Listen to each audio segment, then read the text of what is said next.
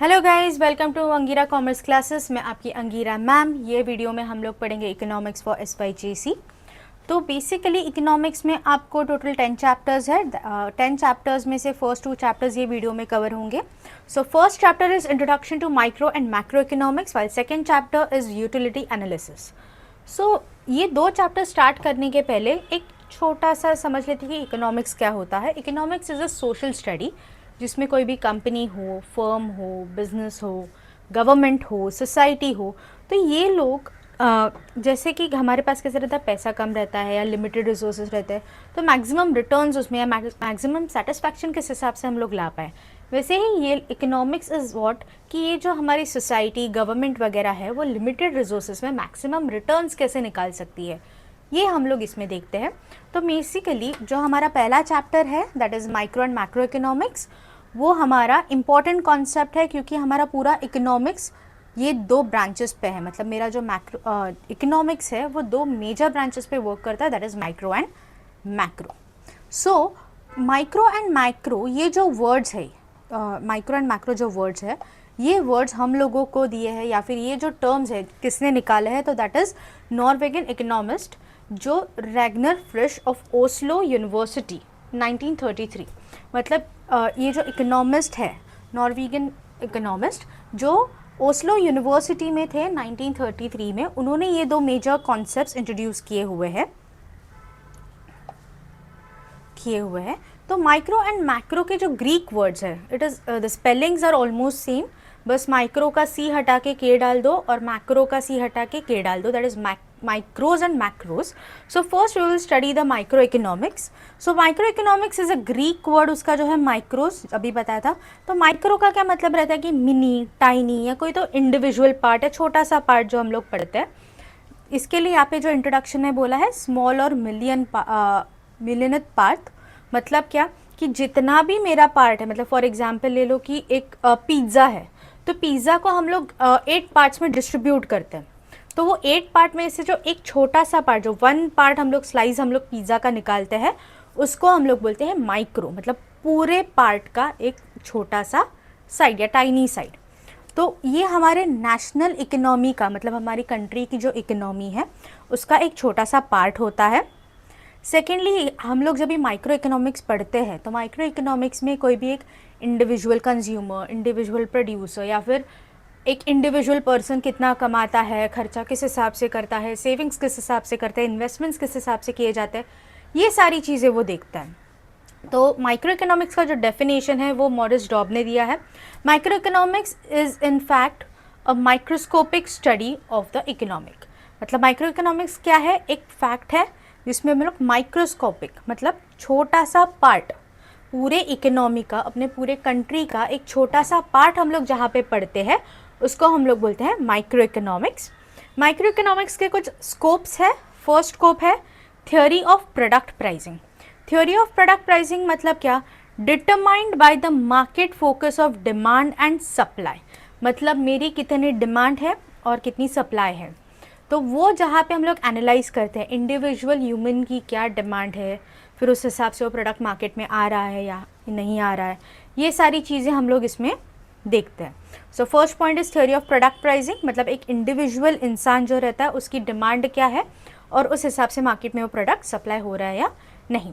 Second है factor pricing. Factor pricing मतलब क्या, which helps in determining the factor of reward of land, labour, capital and entrepreneur. Basically हमारे factors of production जो रहता है वो 4 पार्ट्स में डिस्ट्रीब्यूटेड है।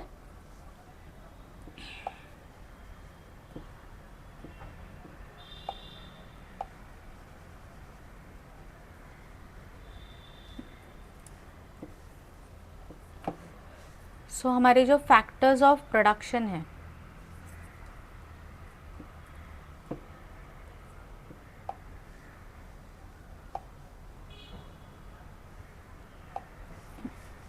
जो हमारे फैक्टर्स ऑफ प्रोडक्शन है वो 4 पार्ट्स में डिस्ट्रीब्यूटेड है, that is land, labour, capital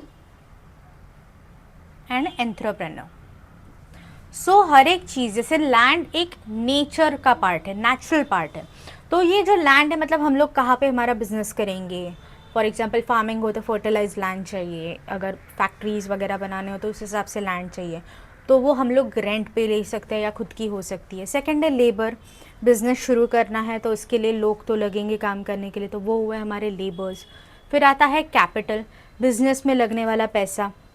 अभी लेबर्स को हम लोग देते हैं सैलरीज एंड वेजेस, जैसे हम लोग लैंड या तो रेंट पे लेते हैं या फिर ऑलरेडी हमारे पास है, खुद का लैंड है, वही हम लोग बिजनेस में यूज़ कर रहे हैं।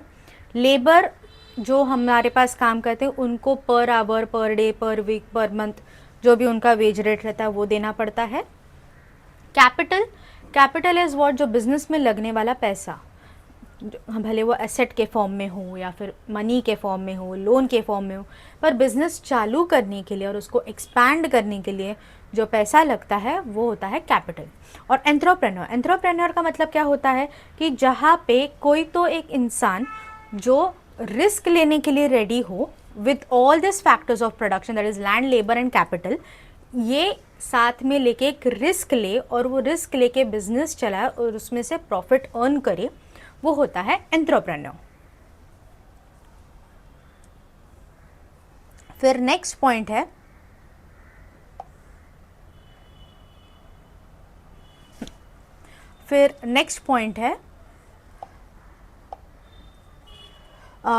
Theory of economic welfare.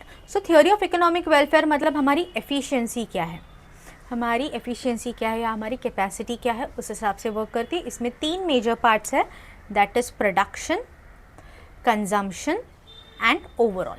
Overall का मतलब फर्स्ट ऑफ ऑल प्रोडक्शन देख लेते हैं। प्रोडक्शन का मतलब क्या होता है कि जितनी मार्केट में डिमांड है उतना मैं प्रोडक्ट प्रोड्यूस कर रही हूँ या नहीं, that is known as production. While consumption का मतलब क्या होता है कि अगर मैंने वो प्रोड्यूस किया है तो वो मार्केट में सेल हो रहा है और कंज्यूमर्स उसको खरीद रहे हैं to utilise it.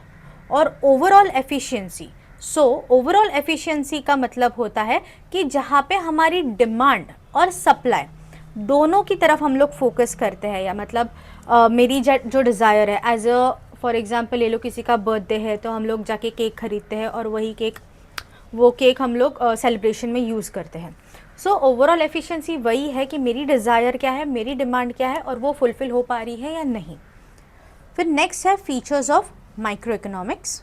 So features of micro economics total 7 points है, that is study of an individual, price theory, partial equilibrium based on certain assumption, slicing method, use of marginalism principle, analysis of market structure and limited scope.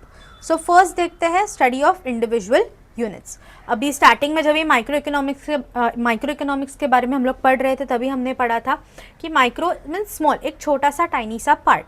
सो उसका first feature होता है study of an individual unit, मतलब एक individual unit या फिर individual part पूरे economy का, या फिर एक इंडिविजुअल इंसान या इंडिविजुअल कंपनी, उसके रिलेटेड जहाँ पे हम लोग पढ़ते हैं उसको बोलते हैं study of an individual unit. उसमें एक यूनिट प्रोडक्शन रहा वो भी हम लोग काउंट कर सकते हैं।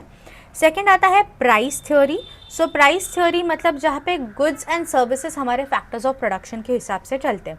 Factors of production where land, labour, capital and entrepreneur.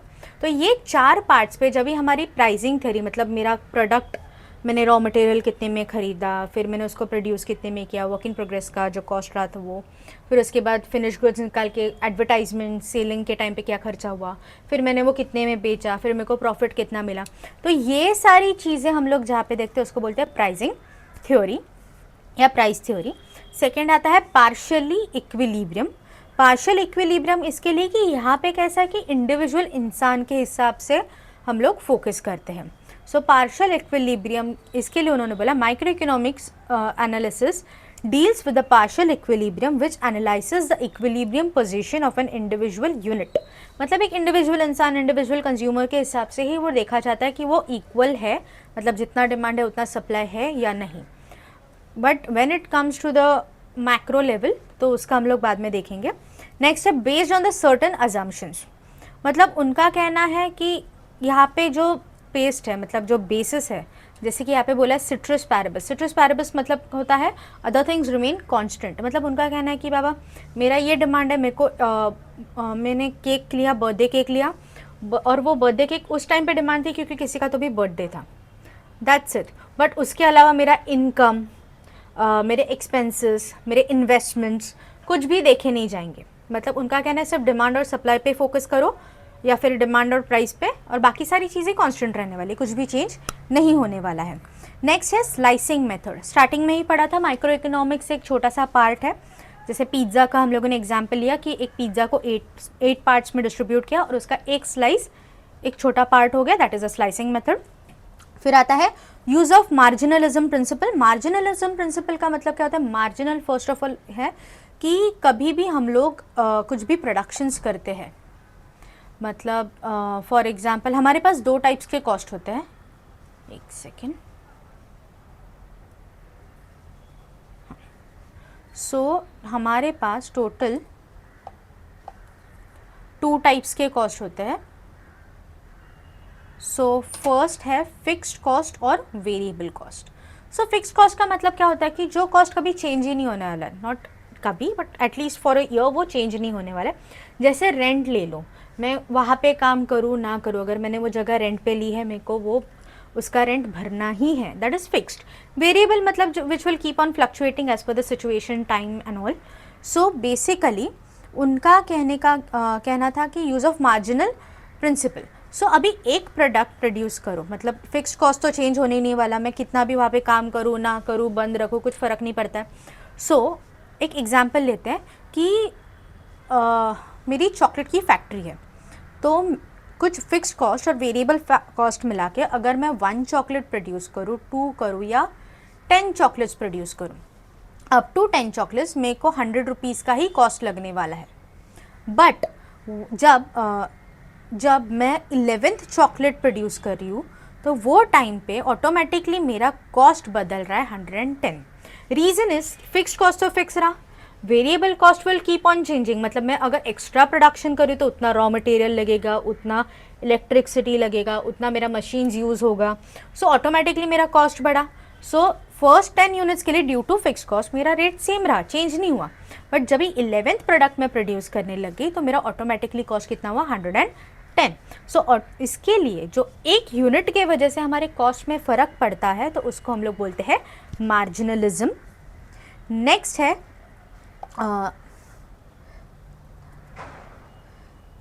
Analysis of market structure.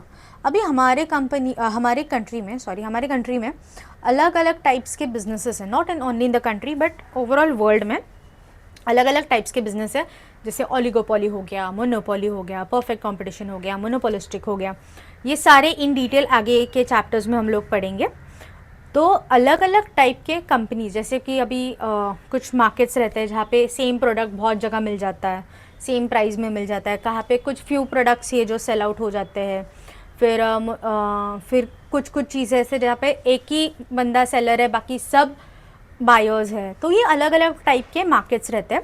तो ये मार्केट हमारा कौन से मार्केट में हम लोग ये माइक्रो इकोनॉमिक्स अप्लाई कर रहे हैं वो देखा जाता है।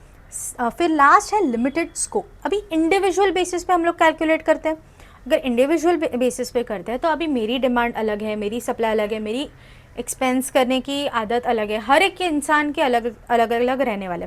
सो यहाँ पे जब भी हम लोग इकोनॉमिकल या कंट्री वाइज कुछ भी वेरिफिकेशन करने जाए, इन डिटेल आपको हर इंडिविजुअल की इन्फॉर्मेशन तो मिल जाएगी, बट जब भी ओवरऑल देखने जाएंगे तो वो सबको एप्लीकेबल ही होगा ऐसा नहीं है, ये चेंज भी हो सकता है। अभी नेक्स्ट पॉइंट है मैक्रो इकोनॉमिक्स। मैक्रो इकोनॉमिक्स का ग्रीक वर्ड है मैक्रोस।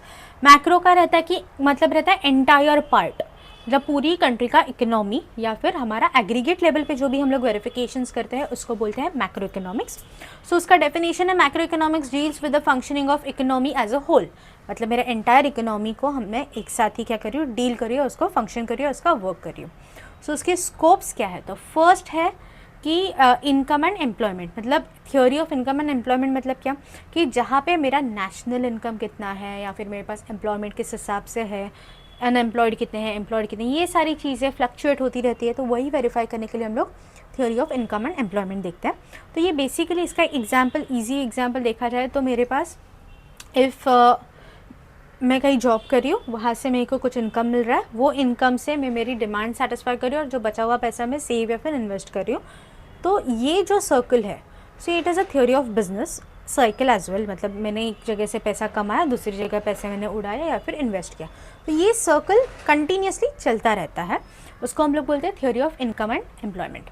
नेक्स्ट आता है theory of general price level of inflation. Products के प्राइस कभी बढ़ते हैं कभी घटते हैं, जब भी बढ़ते हैं तो उसको बोलते हैं इन्फ्लेशन, जब भी घटते हैं तो उसको बोलते हैं डिफ्लेशन, ये भी इसमें देखा जाता है। फिर आता है theory of growth and development.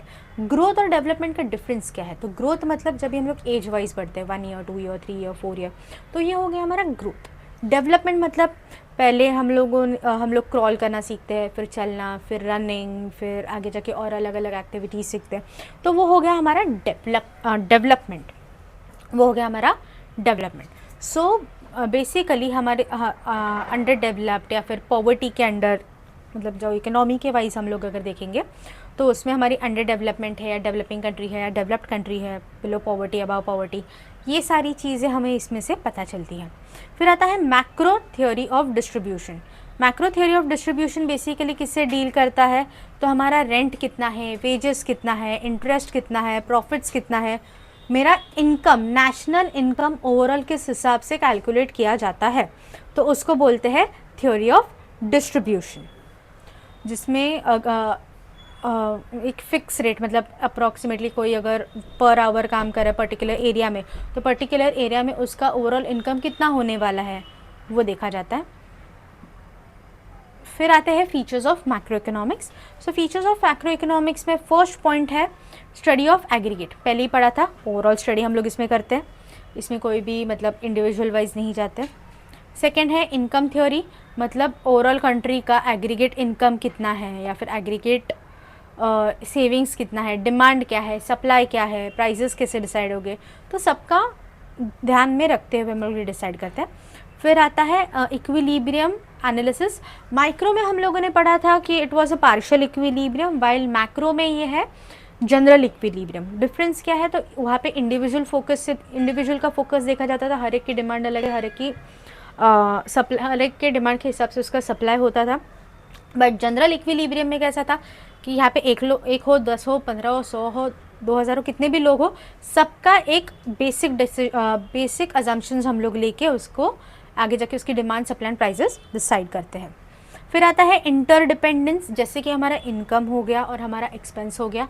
मैं अगर 10,000 रुपीज़ अ मंथ कमा रही हूँ तो मेरा एक्सपेंसेस उस हिसाब से रहेगा। If I earn 1 lakh rupees तो मेरा एक्सपेंडिचर ऑटोमेटिकली 1 लाख रुपीज़ के हिसाब से हो जाएगा। सो जितना इनकम उस हिसाब से मेरे एक्सपेंसेस, सो ये income and expenses automatically interdependent हो गए। फिर आता है लंपिंग मेथड। लंपिंग मेथड मतलब स्टडी ऑफ एंटायर इकोनॉमी, जैसे मैंने स्लाइसिंग मेथड में बताया था पिज्ज़ा का एक स्लाइस, तो यहाँ पे एंटायर पिज्ज़ा मतलब एंटायर इकोनॉमी को वेरीफाई किया जाता है। फिर आता है ग्रोथ मॉडल। ग्रोथ मॉडल मतलब क्या, डेवलपिंग मॉडल, जहाँ पे हम लोग एंटायर डेवलपमेंट करते हैं, एंटायर स्टडी करते हैं या फिर एंटायर ग्रो करते हैं, डेवलप करते हैं, अपनी इकोनॉमी को डेवलप और ग्रो करते हैं। फिर आता है जनरल प्राइस लेवल, मतलब माइक्रो में क्या था कि कोई तो 500 माइक्रो में कैसे था कि एक इंसान वो प्रोडक्ट 500 रुपीज़ में अफोर्ड करेगा। ओके सॉरी, माइक्रो में कैसा था कि एक इंसान वो प्रोडक्ट 500 में अफोर्ड कर सकता है, एक 400 में करेगा, एक 1000 में भी कर लेगा, तो उस हिसाब से हम लोग देखते थे। बट इधर क्या है कि हम लोग ऐसी प्राइस लेवल डिसाइड करेंगे जो हर एक कोई मैक्सिमम लोग अफोर्ड कर पाए। फिर आता है पॉलिसी ओरिएंटेड। ये पॉलिसी ओरिएंटेड भी है क्योंकि इसमें इकोनॉमिकली ग्रोथ कैसी है, एम्प्लॉयमेंट कैसा है, इन्फ्लेशन कैसा है, डिप्रेशन कैसा है, ये सारी चीज़ें भी इसमें वेरीफाई किए जाते हैं, इसके लिए उसको पॉलिसी ओरिएंटेड भी हम लोग कहते हैं। फिर आता है importance of macro economics. Importance of macro economics में क्या क्या है, तो पहला है फंक्शनिंग ऑफ एन इकोनॉमी, मतलब मेरी इकोनॉमी एग्रीगेट लेवल पे या फिर एग्रीगेट लेवल पे मतलब लार्ज लेवल पे कुछ ना कुछ कॉम्प्लेक्सेस या कुछ ना कुछ प्रॉब्लम्स फेस करती है, तो वो जो प्रॉब्लम्स है इकोनॉमिक सिस्टम में वो क्लियर आउट करने के लिए हेल्प करता है। सेकेंड है economic function fluctuation. Economic fluctuation मतलब जहाँ पे हमारा demand, supply, prices, inflation, deflation, ये सबको ये जो फ्लक्चुएशंस होते रहते हैं, तो उसको कंट्रोल करना या रिड्यूस करने के लिए, क्योंकि वो पूरी तरह से तो बंद नहीं होने वाले, बट वो उसको कंट्रोल कर पाए और उसमें वो कम कर पाए, उस पर फोकस करते हैं।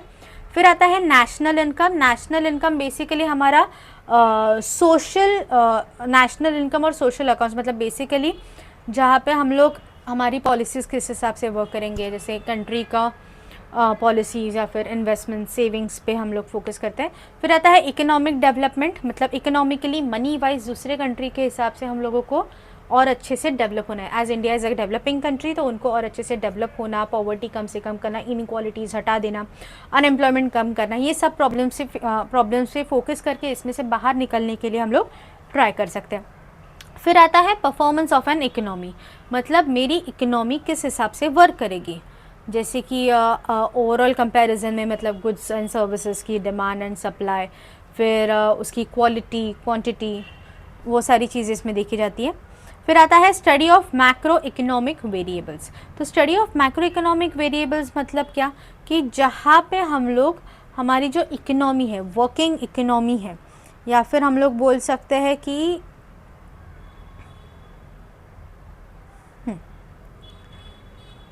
कि एंटायर कंट्री का आउटपुट कितना है, इनकम कितना है, ये सारी चीज़ें हम लोग यहाँ पे वेरीफाई करते हैं।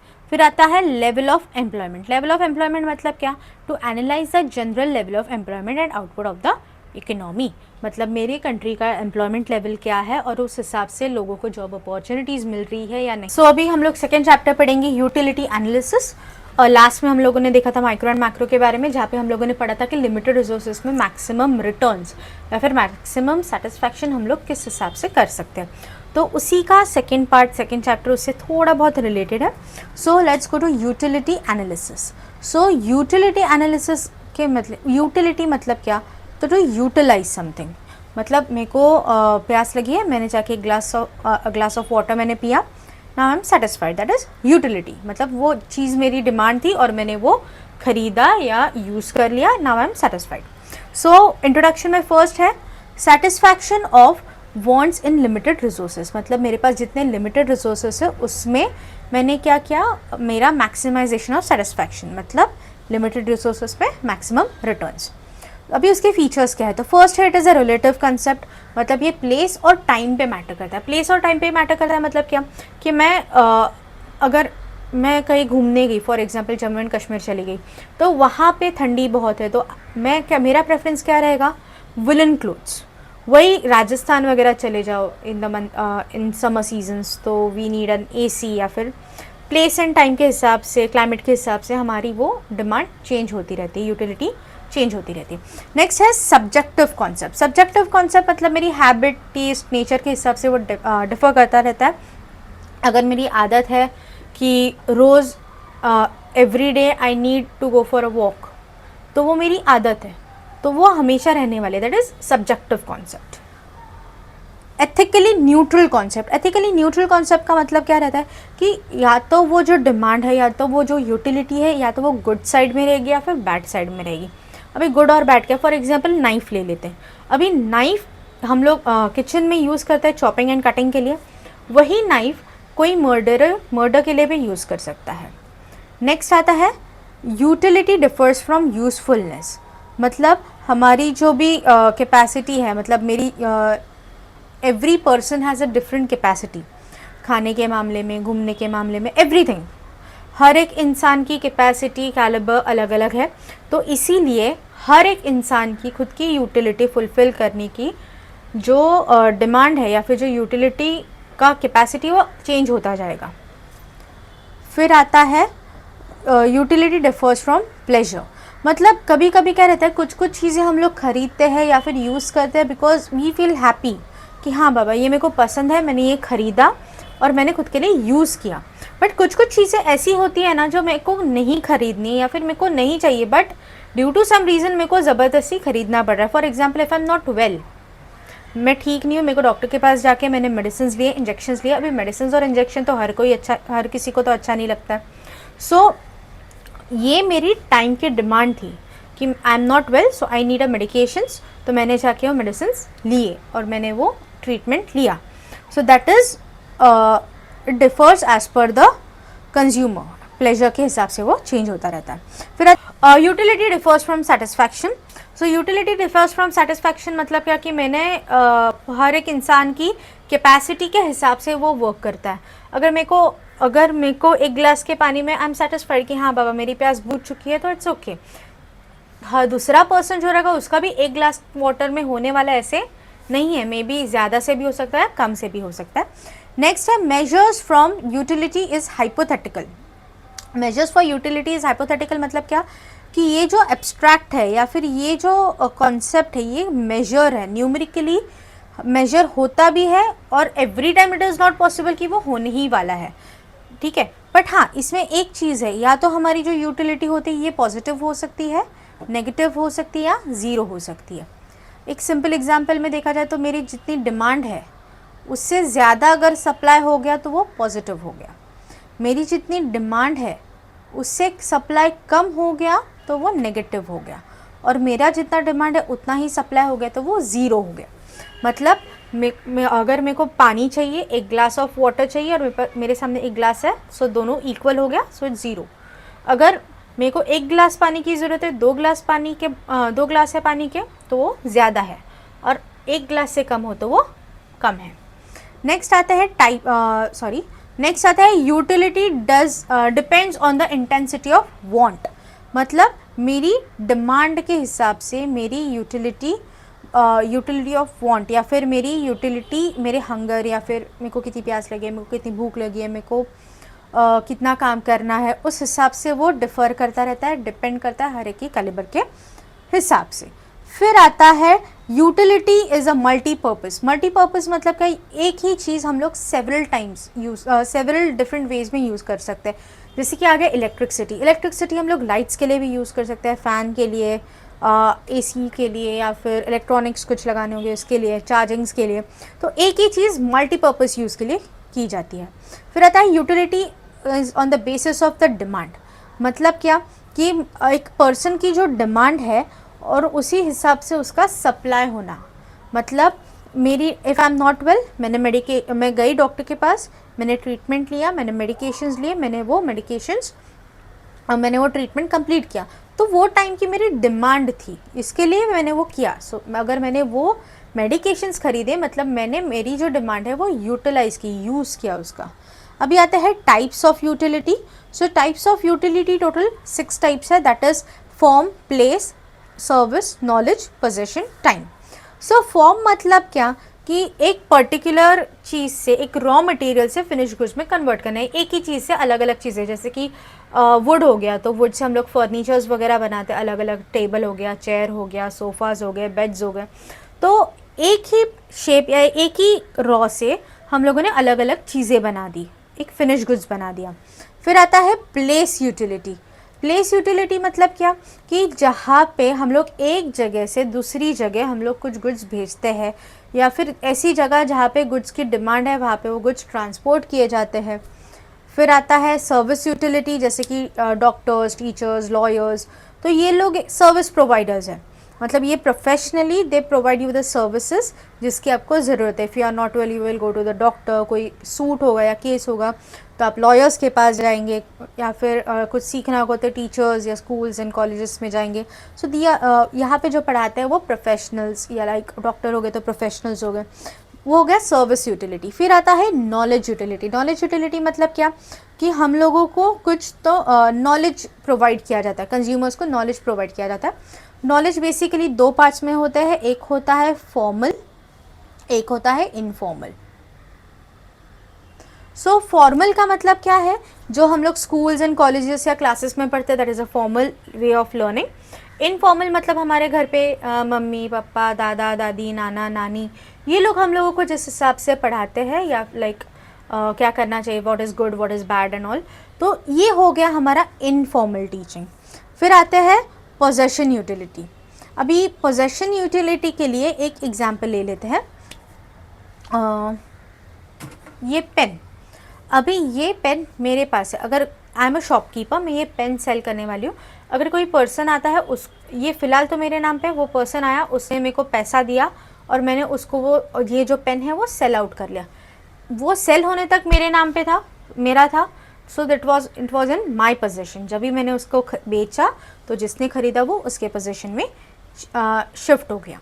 तो पोजेशन हमेशा डिपेंड करता है, वो शिफ्ट होता रहता है, जो खरीदता है या जिसके नाम पे है वो उसके पोजेशन में है, नहीं तो वो जो परचेस करेगा उस पे हो जाएगा। फिर आता है टाइम यूटिलिटी। टाइम यूटिलिटी का मतलब क्या होता है कि जहाँ पे हमारी demand same like if I am not well तो मेडिकेशंस, वो एग्जाम्पल यहाँ पे हम लोग यूज़ कर सकते हैं टाइम यूटिलिटी के लिए। अभी आगे पढ़ते हैं the relationship between the total utility and marginal utility. अभी टोटल यूटिलिटी का मतलब क्या होता है कि total utility is what entire part of a commodity. Entire part of the commodity मतलब क्या हुआ कि एग्रीगेट, मतलब सब कुछ उसमें इंक्लूड हो जाएगा। एक हमारी जो डिमांड, जो भी डिमांड है वो पूरी इसमें इंक्लूड हो जाएगी। इसमें हम लोग जो कमोडिटी हम लोग कंज्यूम करने वाले हैं और वो कंज्यूम करने के बाद वी आर सेटिस्फाइड, वो मार्जिनल यूटिलिटी क्या होता है। तो माइक्रो और मैक्रो का कॉन्सेप्ट जब भी मैं पढ़ा रही थी तभी मैंने मार्जिनलिज्म का मतलब समझाया था। सो मार्जिनलिज्म मैंने क्या बोला था कि मेरे को 10 चॉकलेट्स अगर मैं बना रही हूँ तो 100 रुपीज़ का कॉस्ट आ रहा है। भले मैं 1 चॉकलेट, 2 चॉकलेट, 4 चॉकलेट, 5 चॉकलेट कितने भी बना लूँ, मेरे को 100 रुपीज़ का कॉस्ट आ रहा है। लेकिन जब मैं 101 चॉकलेट बना रही हूँ, सॉरी 11th चॉकलेट बना रही हूँ, तो ऑटोमेटिकली मेरा कॉस्ट 110 रुपीज़ हो गया। मतलब एक एक्स्ट्रा यूनिट के वजह से मेरा कॉस्ट बढ़ गया, तो उसको हम लोग बोलते हैं मार्जिनल यूटिलिटी। अभी करते हैं यूटिलिटी स्केड्यूल। सो यूटिलिटी स्केड्यूल में यहाँ पे अगर आप नोटिस करोगे तो यहाँ पे एक यूनिट जब भी था तभी 10 का टोटल यूटिलिटी था, मार्जिनल भी 10 था। 2 हो गया तो 18 एंड 8, 3 24 6, 4 28 4, 5 32, 6 30 0, 7 28 -2। अगर नोटिस करोगे तो पहले मेरा टोटल यूटिलिटी बढ़ रहा था, बट एक सर्टन टाइम के बाद जितना भी यूनिट्स हमारा प्रोड्यूस हो रहा है या ट्रांसपोर्ट हो रहा है, वॉट एवर इट इज़, जितना भी मेरा जितना भी मेरा कमोडिटी है, प्रोडक्ट है, जैसे जैसे यूनिट्स बढ़ रहे हैं वैसे वैसे टोटल यूटिलिटी बढ़ रहा है, बट एक सर्टन पीरियड पे वो स्टेबल हो जाएगा और स्टेबल होने के बाद वापस वो कम होता जाएगा। सेम वे अगर मार्जिनल देखोगे तो जैसे जैसे हमारी टोटल यूटिलिटी बढ़ रहा है वैसे वैसे मार्जिनल यूटिलिटी घट रहा है, क्योंकि एक एक्स्ट्रा चॉकलेट प्रोड्यूस करने के लिए 10 रुपीज़ एक्स्ट्रा लगे, पर मैं जैसे जैसे एक्स्ट्रा चॉकलेट्स और बनाती जाऊंगी वैसे ऑटोमेटिकली वो मार्जिनल कम होने वाला है। सो वही चीज़ यहाँ पे दिखाई गई है कि मार्जिनल यूटिलिटी हमारी जैसे जैसे टोटल यूटिलिटी बढ़ेगी मार्जिनल यूटिलिटी कम होगी और एक सर्टन पीरियड के बाद वो ज़ीरो हो जाएगी और फिर आता है नेगेटिव साइड। फिर यही चीज़ अभी ग्राफिकली दिखाई हुई है।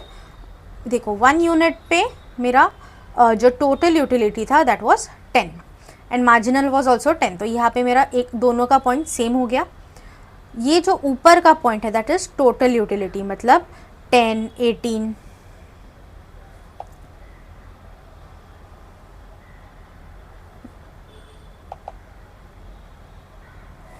ये जो है 8 10 हाँ सॉरी 10 18 24 28 30 30, ये जो स्टेबल पॉइंट हमारा आया था फिर नीचे नीचे जाने लगा। तो ये जो ऊपर का कर्व जो है वो हो गया मेरा total utility. Total utility x and total utility को कंपेयर किया जाता है क्योंकि एक्स एक्सिस में हमारा कमोडिटी है वाइल वाई एक्सिस में हमारा टोटल एंड मार्जिनल यूटिलिटी है।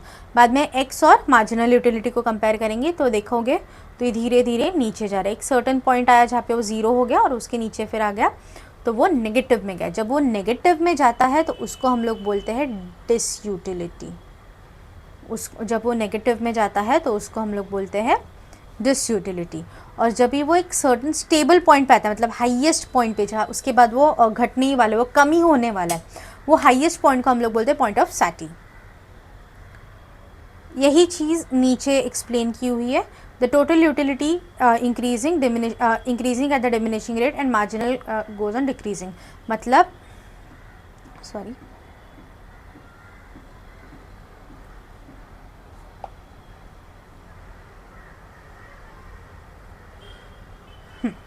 मतलब जितना मेरा टोटल यूटिलिटी बढ़ेगा उतना मार्जिनल यूटिलिटी कम होगा। एक हाईएस्ट जब भी टोटल यूटिलिटी हम लोगों ने देखा था, एक हाईएस्ट पॉइंट पे जब भी आया टोटल यूटिलिटी, जब भी हाईएस्ट पॉइंट पे आया तभी मेरा मार्जिनल यूटिलिटी ज़ीरो हो गया और उसके बाद नीचे नेगेटिव हुआ जिसको हम लोग पॉइंट ऑफ सैटी बोलते हैं, जहाँ पे हम लोगों को कंजम्पशन स्टॉप करना चाहिए। तो उसके आगे कंजम्पशंस करके गुड्स कंज्यूम करके कुछ भी फ़ायदा नहीं है, क्योंकि मेरी जितनी डिमांड थी उतनी फुलफिल हो चुकी है। Law of diminishing marginal utility अभी नेक्स्ट पॉइंट है। इसमें जो ये बहुत इंपॉर्टेंट है, हमें टोटल 3 लॉज, अप्रॉक्सीमेटली 3 लॉज है, तो उसमें से ये है, एंड तीनों भी लॉज बहुत इंपॉर्टेंट है। तो ये लॉ जो है प्रोफेसर गूसिन ने दिया था, और उसके बाद में उसको डिटेल डिस्कस किया था प्रोफेसर अल्फ्रेड मार्शल ने। प्रिंसिपल ऑफ बुक जो थी वो प्रिंसिपल ऑफ इकोनॉमिक्स पब्लिश हुई थी 1890 में। तो ये जो स्टेटमेंट है, या यहाँ पे नीचे जो हमें लॉ का स्टेटमेंट दिया है, it is again very important. ये स्टेटमेंट जैसे हम लोग डेफिनेशन लिखते हैं ना, उस हिसाब से वर्ड टू वर्ड ये होना ज़रूरी है। सो अभी ये पढ़ते हैं, other things remain constant, the additional benefit which a person derives for a given increase in the stock of thing diminishes with the every increase in the stock of a stock he already has। जो हम लोगों ने total utility and marginal देखा था, same way यहाँ पे वही है कि पर्टिकुलर जब भी जैसे जैसे अगर मेरे को एक ग्लास ऑफ वाटर की प्यास लगी है तो मैं उतना पानी में पीऊँगी। जैसे जैसे मैं पानी पीती जाऊँगी ऑटोमेटिकली मेरी डिमांड कम होती जाएगी, मेरी डिमांड कम होती जाएगी, डिमिनिश होती जाएगी, और मेरा कंजम्पशन भी फुलफिल होता जाएगा। तो इसके अजम्पशंस क्या है? तो अजम्पशन में पहला है रैशनलिटी। रैशनलिटी का मतलब क्या है कि his behaviour is normal and tries to maximise his satisfaction. मतलब मैं ट्राई करूँगी कि मेरा जो भी डिमांड है या मेरा जो भी सेटिस्फैक्शन है फुलफिल हो जाए। फिर आता है कार्डिनल मेजरमेंट। यहाँ पे उन्होंने बोला है कि जो हमारी यूटिलिटी है वो मैथमेटिकली हम लोग ईजीली कैलकुलेट कर सकते हैं, बट प्रैक्टिकल लेवल पे वो पॉसिबल नहीं है। कुछ चीज़ें हम लोग न्यूमेरिकली कैलकुलेट कर सकते हैं, बट नॉट एवरीथिंग। होमोजेनेटिक मतलब identical, that is size, shape, colour, taste सब सेम रहने वाला है। उनका मतलब उसका जो होमोजेनिटी का मतलब क्या रहता है कि for example dairy milk chocolate ले लो, कोई भी शॉप में चले जाओ कि अगर हमने 20 रुपीज़ का डेयरी मिल्क एक शॉप में लिया, वैसा ही same as it is with the quantity, taste, quality दूसरे शॉप में भी हमें मिलने वाला है, दैट इज़ होमोजेनिटी। फिर आता है कंटिन्यूटी। कंटिन्यूटी मतलब consumed in the quick succession without any lapse of time. मतलब क्या कि जो भी मेरी हैबिट है इसके लिए वो कॉन्स्टेंटली चलने ही वाला है। वो कभी मतलब मैं जितना भी फॉर एग्जांपल ले लो, हमें जितनी प्यास लगती है हम लोग कंटिन्यूसली पानी पीते रहते हैं हर एक पर्टिकुलर पीरियड ऑफ टाइम के बाद, वो कभी स्टॉप होने वाला है क्या? नहीं। सो it is a continuous process. जैसे जैसे आगे बढ़ेंगे वैसे वैसे उसकी डिमांड बढ़ भी सकती है, बट वो स्टॉप नहीं होने वाला। फिर आता है रीजनेबिलिटी।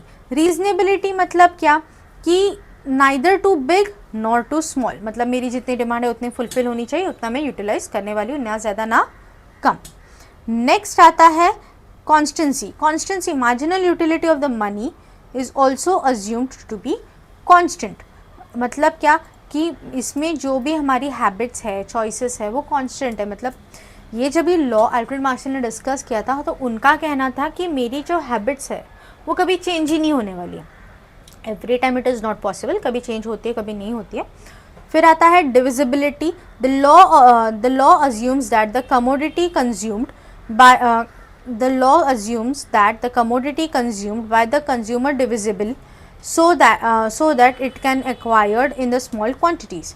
मतलब क्या कि ये लॉ बताता है कि हमें जो कंज्यूमर्स है, जो वो प्रोडक्ट छोटे छोटे क्वांटिटीज़ में यूटिलाइज कर पाए, उसके ऊपर वो वर्क करते हैं। मतलब जो मेरी डिमांड है उसको स्मॉल पार्ट्स में वो डिस्ट्रीब्यूट करती है। नेक्स्ट है सिंगल बॉन्ड। सिंगल बॉन्ड का मतलब क्या होता है कि एक सिंगल पर्सन की at a time single bond ही होने वाली है, not more than that. Next है law of diminishing marginal utility.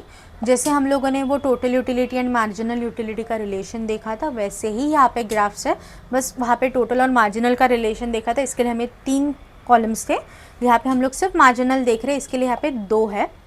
सो अगर देखोगे तो सेम वापस सेम है, बस जो टोटल यूटिलिटी का कर्व है वो यहाँ पे नहीं होने वाला है। देखो 1 का 10, 2 यूनिट्स का 8, 3 यूनिट्स का 6, 4 का 4, 5 का 2, 6 का 0, 7 का -2।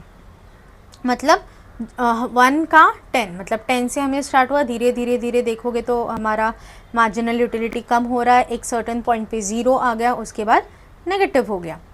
सो सेम लाइक हमारा जो टोटल यूटिलिटी और मार्जिनल में देखा था वही है, नथिंग डिफरेंट। सो कर्व क्या होगा, left to right downward direction में आएगा, left to right downward direction में आएगा, एक सर्टन पॉइंट के बाद ज़ीरो हो जाएगा और उसके बाद होगा नेगेटिव, मतलब जब भी ज़ीरो आता है तभी से हमें कंजम्पशंस करना बंद करना चाहिए। अभी इसमें कुछ एक्सेप्शनल केसेस है।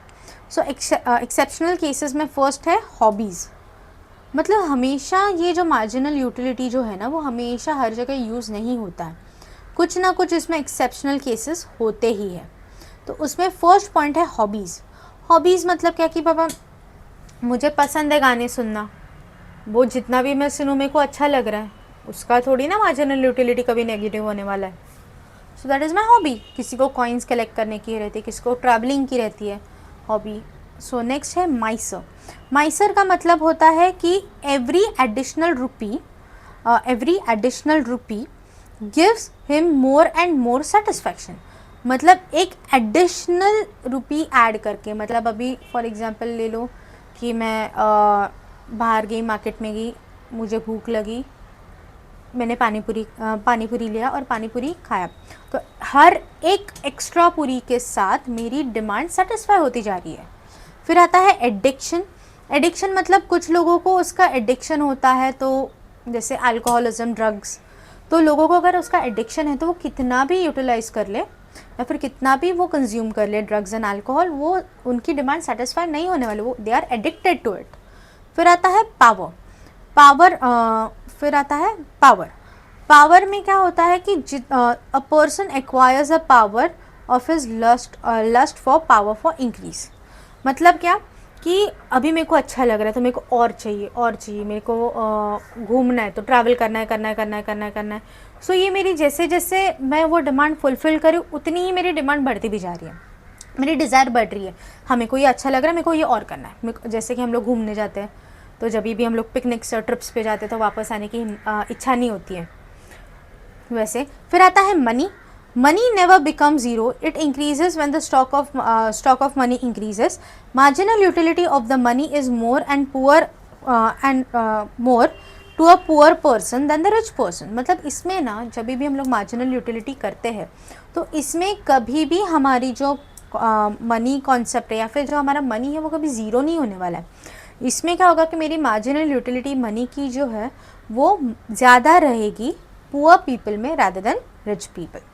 अभी इसी पॉइंट को कुछ लोगों ने क्रिटिसाइज़ भी किया ये लॉ को। जैसे हम लोग उसके अजम्पशंस वगैरह पढ़ रहे थे तभी एक दो पॉइंट्स पे हम लोगों ने बोला भी था कि कुछ इसमें सारी चीज़ें प्रैक्टिकली एप्लीकेबल नहीं है, तो इसको क्रिटिसाइज़ करने वाले भी काफ़ी हद तक लोग हैं। तो फर्स्ट है अनरियलिस्टिक अजम्पशन, ऑब्वियसली देखा था होमोजेनेटिक। अभी एग्जाम्पल ले लो पार्ले जी बिस्किट, दिखने में सेम है, सब सेम है, लेकिन क्वांटिटी कम होती जा रही है सेम प्राइस में। फिर आता है continuity. It is not compulsory कि हर हैबिट, हर आदत, हर पसंद लाइफ टाइम सेम रहेगी, कभी ना कभी कोई ना कोई आदत छूट भी जाती है। फिर आता है cardinal measurement. Every time it is not possible कि अगर फॉर एग्जांपल मैंने पेन्स खरीदे तो मैंने 2 पेन 3 पेन खरीदे बोल सकती हूँ, पर कुछ कुछ चीज़ें ऐसी भी रहती है जो मेजर नहीं कर पाते। नेक्स्ट आता है इंडिविजिबल गुड्स। इंडिविजिबल गुड्स मतलब क्या, जो law is not applicable for bulky goods. Bulky goods का मतलब क्या है कि जहाँ पे हम लोग इलेक्ट्रॉनिक्स या एक्सपेंसिव गुड्स या फिर थोड़े लग्जरियस या फिर बेसिक से ऊपर जाते हैं, जैसे रेफ्रिजरेटर्स आ गए, टीवीज़ आ गए, तो ये सारी जगह पे हम लोग इसको कैलकुलेट नहीं कर सकते। फिर आता है constant marginal utility of money. मतलब मेरा जो मनी कॉन्सेप्ट है मार्जिनल यूटिलिटी में वो उन्होंने बोला कभी ज़ीरो नहीं होगा, प्रैक्टिकल लेवल पे वो भी सच नहीं है। फिर आता है a single want. In reality a man has to satisfy many wants. मतलब ऐसे कंपलसरी नहीं कि मेरी एक ही डिमांड है, अभी मैं बाहर गई, मेरे को शॉपिंग भी करनी है, घूमने भी जाना है, पिक्चर भी देखना है, खाना भी खाना है, तो एट ए टाइम मेरी डिमांड बहुत रहने वाली है। फिर आते हैं significance of law. Significance of law में फर्स्ट पॉइंट है usefulness of to the consumer, creates awareness among the consumers to obtain the maximum utility from the limited resources। मतलब क्या कि कंज्यूमर्स क्या करेंगे, लिमिटेड रिसोर्सेज में मैक्सिमम रिटर्न्स पे work करेंगे। यूजफुल टू गवर्नमेंट मतलब गवर्नमेंट को अलग अलग पॉलिसीज़ निकालने के लिए हेल्प हो जाएगा। अभी वो कैसे होगा, तो जैसे कि टैक्सेस कैसे होंगे, प्रोग्रेसिव, मोस्ट ऑफ इसमें प्रोग्रेसिव टैक्सेस पे ज़्यादा फोकस किया जाता है। फिर आता है basis of paradox of values. मतलब basis of paradox of values का मतलब क्या होता है कि इसमें जो मार्जिनल यूटिलिटी है वो डिमिनिश होते जाती है। अभी नेक्स्ट देखते हैं सिग्निफिकेंस ऑफ लॉ।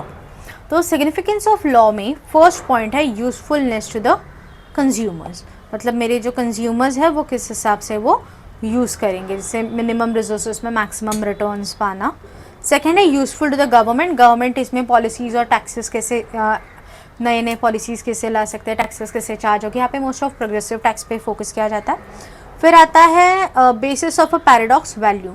मतलब जो चीज़ें बहुत इंपॉर्टेंट है वो बहुत सस्ती है, और जो चीज़ें इतनी इंपॉर्टेंट नहीं है वो बहुत महंगी है।